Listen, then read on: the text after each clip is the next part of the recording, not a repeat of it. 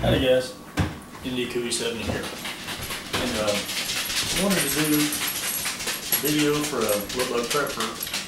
I've been threatening to do this for a while, and I finally got all the stuff that I needed to do it here at the house now. But tonight I'm going to make some tincture of myrrh after my dog is done running around. But this is actually pretty easy stuff to make, but there's some things that, probably not everybody has a mortar and pestle, and that's, really not a big expense. And if you don't have one, use a spoon and a bowl, because the myrrh that you're probably going to end up getting, so I'm going to pick this up and bring it over here and show you. It's come on, get some light in there. Okay, hang on a second. I'll get some light in there. Okay. It's a kind of chunky, gravelly, it's basically tree sap. And it's going to have some bark and some twigs and some probably bugs and I don't know what all in it. But, point being, you don't have to grind it up. You could use a coffee grinder if you have one that you hate and don't want to use anymore. But it dissolves better if you do grind it up some. You don't have to pulverize it into a little powder, but it does help to break up the bigger chunks. Now I've got two different types here. Some of the stuff it's all pretty much labeled incense, but there's some bigger chunky pieces here, and then all these are full. We're just going to pour it in.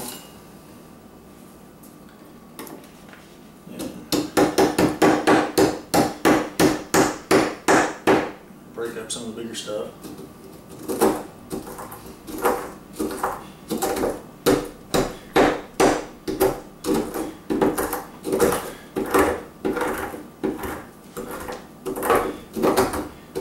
Well, with it being a resin, bark, and all kinds of stuff, it's really pretty gross. And it's not soluble in water, which is why we have Everclear. It's 95% alcohol, because the myrrh is soluble in alcohol. And what we're going to do, we're going to get this ground up, we're going to pour it into the pickle jar, and we're going to pour the Everclear on top of it.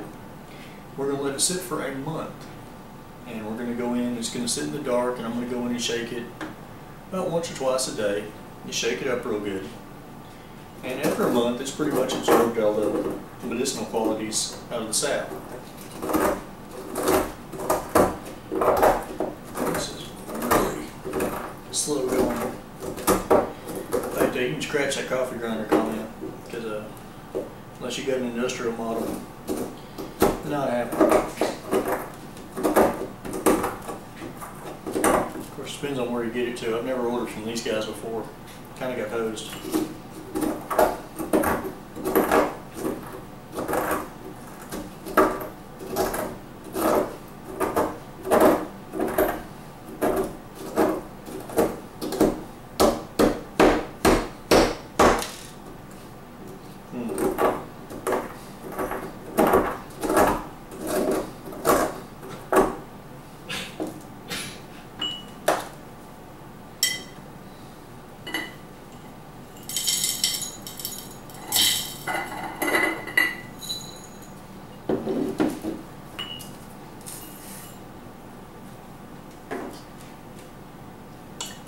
This one's actually a lot finer already.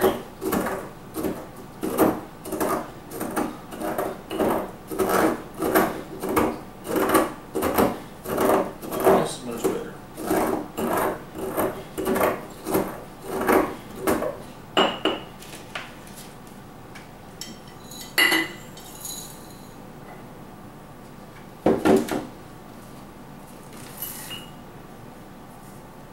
Some of the pieces, like I said, big old lot of stuff, and it's dirt and sap and bark and whatever else. Most of the stuff comes from Africa. We all know what happens when you get things out of Africa. Put them in the White House. Oh, I'm sorry.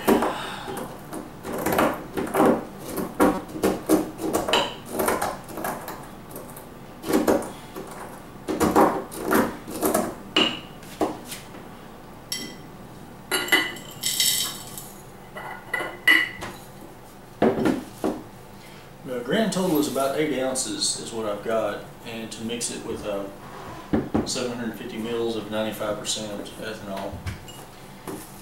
That should give us a pretty good yield, should be pretty strong. And there's several different ways to make this. Some people use a really strong vodka, you can use whatever. It's just a solubility matter. You've got to have something soluble in because water ain't it.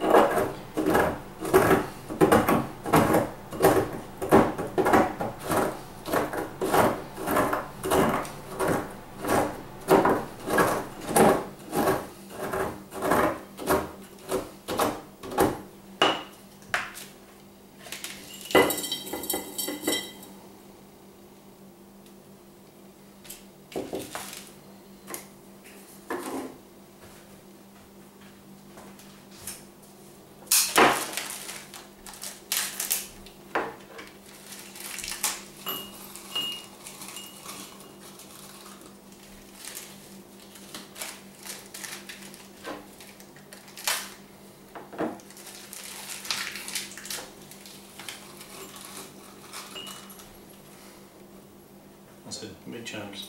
There's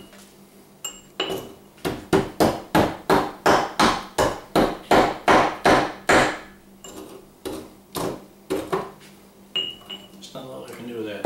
We just pour it in as is.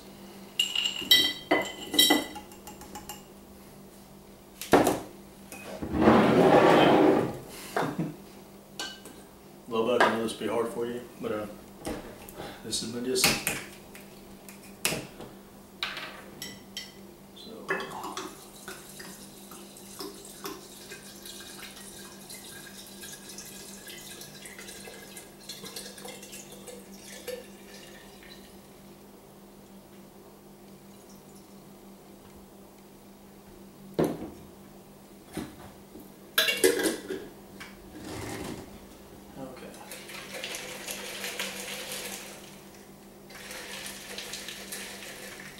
The longer you let it set, the darker it's going to get.